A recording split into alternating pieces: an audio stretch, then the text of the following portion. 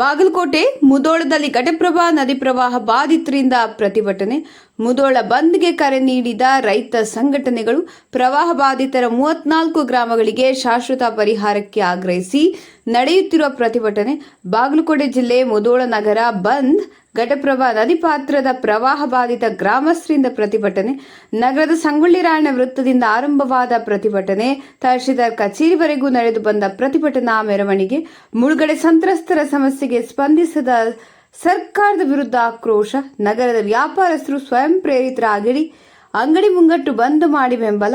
ಮುಧೋಳ ನಗರದ ಯಾದವಾಡ ರಸ್ತೆ ಬಂದ್, ರಸ್ತೆಯಲ್ಲಿ ಅಡುಗೆ ಮಾಡಿ ರೈತರು ಆಕ್ರೋಶ. ಮುಧೋಳ ವರದಿ ಮಾಳುದುರ್ಗನ್ನವರ.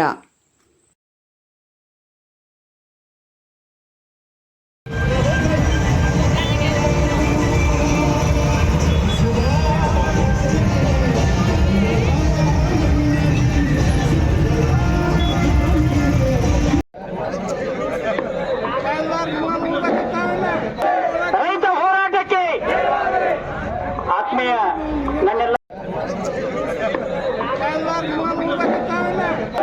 ರೈತ ಹೋರಾಟಕ್ಕೆ ಆತ್ಮೀಯ ನನ್ನೆಲ್ಲ